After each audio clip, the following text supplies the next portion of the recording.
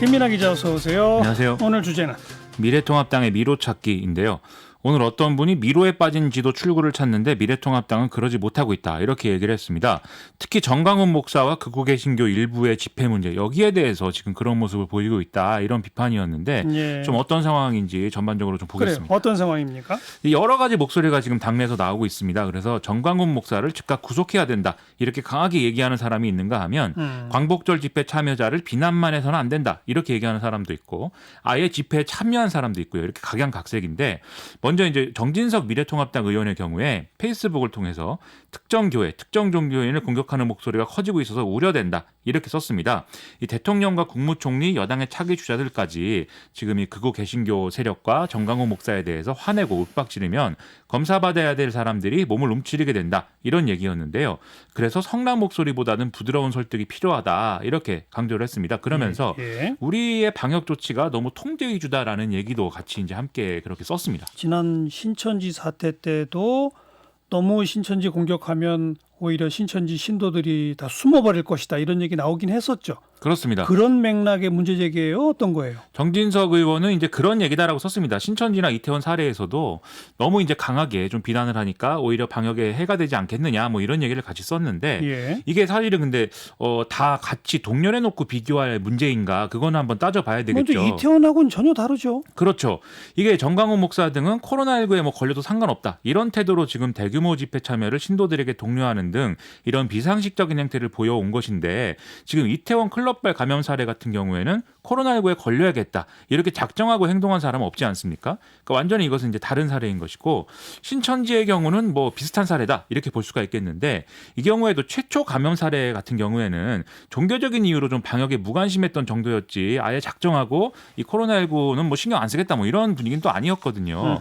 그래서 정강훈 목사 등은 이 정치적 목적 달성을 위해서 처음부터 아예 이제 방역은 뭐 전혀 협조하지 않기로 작정하고 한 것이기 때문에 이런 면에서는 이제 동렬해 놓고 말하기는 어렵다라는 생각입니다. 다만 뭐 이것에 대해서도 뭐 비난보다는 설득을 먼저 해서 뭔가 이제 방역을 효율적으로 하자 그런 메시지라는 점에 있어서는 뭐 그거는 뭐 한번 생각해 볼 대목이긴 할 텐데 이렇게 다 동렬해 놓고 비교하는 건 곤란하다 이런 생각입니다. 그 당내 정강훈 목사 즉각 구속하자는 주장도 있다고요? 하태경 미래통합당 의원의 경우가 그런데요. 이 페이스북에 이 코로나19 사태 초기 신천지보다 질이 더 나쁘다 이렇게 평가를 하면서 정강훈 목사는 즉각 이제 구속해야 한다 이렇게 썼습니다. 그런데 이 얘기까지만 했으면 그렇구나 이렇게 생각을 할 건데 이 박원순 전 서울시장 분향소를 서울광장에 설치했던 그 사례를 예를 들면서 불법 분향소 설치를 주도한 더불어민주당 이해찬 대표와 서울시 부시장을 일벌 100개 해야 된다 이런 주장을 이제 같이 썼습니다.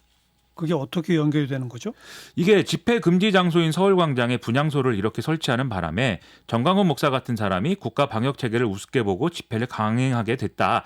그래서 핵심 원인은 문재인 정권에 있는 거다. 이런 주장이거든요. 그런 논리예요? 그렇습니다. 이야, 대단하네요. 그렇죠. 광화문 집회가 뭐 이번이 처음인가요? 그런 것도 아니고 몇 년 전부터 계속 해오던 건데 그게 뭐 분향소 때문이다?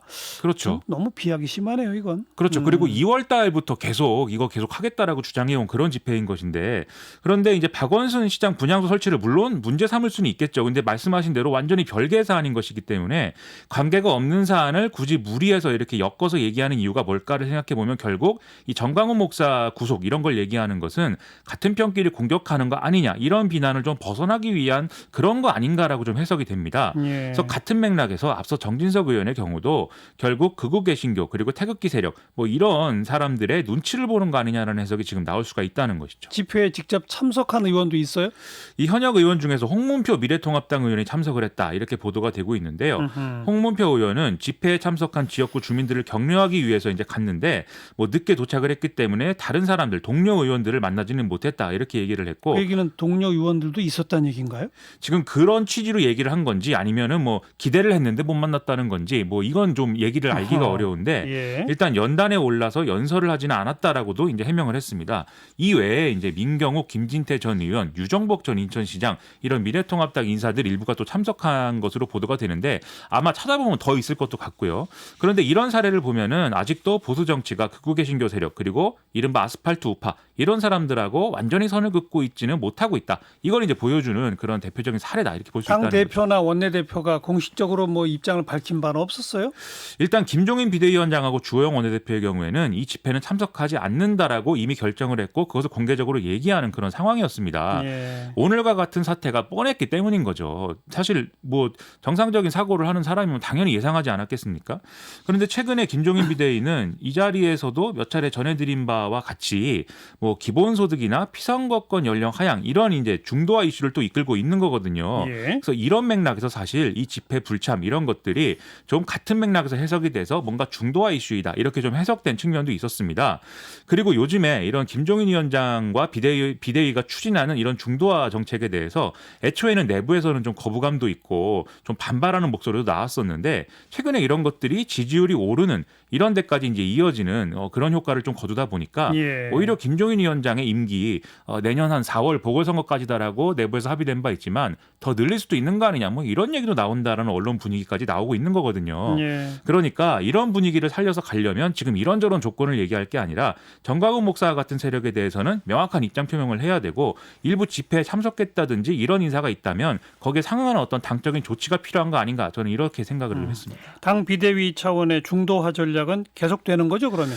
그렇습니다. 김종인 위원장은 이제 내일 이 18일 취임 후 처음으로 이제 대구를 찾는다는 계획인데 원래는 이 자리에서 지방의회 의원들 한 600여 명을 모아놓고 당이 나아갈 방향 그리고 최근 논의된 총선 백서 내용 그리고 정강정책 개정안 이런 것들을 설명하는 강의를 진행할 예정이었다 이렇게 설명을 했는데요. 근데 최근에 이 상황 때문에 지금 비대면 강의로 전환을 결정해서 일단은 대구에는 가지만 이제 지방의회 의원들은 참석하지 않는 자리를 만드는 걸로 좀 그렇게 결정을 했다고 합니다. 예. 여기에 더불어서 대구에 갔으니까 그 다음 날에 이제 광주에 간다는 게 이게 일종의 중도화 정책이다라고 볼 수가 있겠는데 광주에 가서 5.18 민주묘지를 참배하고 관련 단체하고 지역 경제인들과의 간담회 이런 것들을 진행한다라는 게 애초 계획이었는데 예. 또 최근 상황이 있으니까 역시 인원은 이제 최소화해서 진행을 하겠다고 했습니다. 그리고 참배 후에 국민 통합 내용이 담긴 메시지도 내놓을 예정이다 이런 설명을 했기 때문에 이 메시지 내용이 뭐냐 여기에 좀 관심이 쏠리고 있습니다. 그 메시지 내용 가운데 박근혜 전 대통령 탄핵에 대해서 당이 분명한 사과를 해야 한다 뭐 이런 얘기 그동안 계속 언급했었잖아요. 그렇죠. 그게 쟁점이죠. 그렇습니다. 오늘도 김종인 위원장이 한국일보 인터뷰에서 이 미래통합당 비호감도가 높은 이유에 대해서 이 탄핵 이후 제대로 반성을 안 했기 때문이다 이렇게 얘기를 했는데 애초에 계획했던 이 전직 대통령들 문제에 대한 사과가 내일 또는 모레 나올 수 있을지 이걸 이제 지켜봐야 되는 거죠. 그리고 정광훈 목사 등의 어떤 이런 극단적 세력과의 관계 설정이라는 것도 결국은 이제 그 문제로 귀결되는 거 아니겠습니까? 그리고 나아가서는 앞으로 이제 여야 모두가 자기 지지 세력을 얼마나 더 대변할 수 있느냐 이게 아니라 누가 더 국가 운영을 전 국민을 다 제대로 이제 책임지는 이런 모습을 보여줄 수 있는 거냐 이 경쟁을 이제 해야 된다는 생각입니다. 그래서 이런 의미에서 청와대가 오늘 여야 대표회동 제안을 했는데 김종인 위원장이 거절했다라는 보도가 이제 나오지 않았습니까? 예. 근데 이렇게 좀 거절 이런 태도는 좀 바람직하지 않은 것 같습니다. 지금 이제 비상 상황이니까 머리를 맞대야 될 필요가 분명히 있지 않은가 싶고요. 다만 미래통합당은 공식 제안을 하지 않았다라면서 청와대를 향해서 이렇게 언론 플레이하는 건 무례하다 이런 입장을 내비쳤는데 당연히 필요하면 공식 제안 등의 이제 형식을 갖출 필요가 있겠죠. 그런데 그런 이제 절차를 거치더라도 이제 미래통합당이 좀 까다로운 조건 이런 것들을 걸지 말고 일단 머리 맞대는 것에 방점을 찍어서 좀 결단을 해주면 훨씬 더 여론의 반응은 좋을 것 같다라는 그런 생각이 좀 들었습니다. 네. 언급했던 박근혜 전 대통령 탄핵에 대해서 분명하게 사과해야 한다는 세력과 그 탄핵은 잘못된 것이라고 하는 세력 계속 한 당에 있을 수 있을까요? 저는 한 당에 있지 못한다고 한다면 그리고 지금 그런 상황이 분명해지고 있는데 그럼 어느 한쪽이 좀 관계를 확실하게 끊는 모습을 보여줘야 되는 거죠. 그리고 지금 상황이라면 당연히 이 박근혜 전 대통령 탄핵이 잘못됐다. 그리고 불가능한 석방을 빨리 해달라 이렇게 주장하는 쪽하고 절연하는 게 앞으로 미래통합당이 책임 있는 수권 세력으로 다시 거듭나는 데는 반드시 필요한 일이다라는 생각이 듭니다. 김민하 기자 수고하셨어요. 고맙습니다.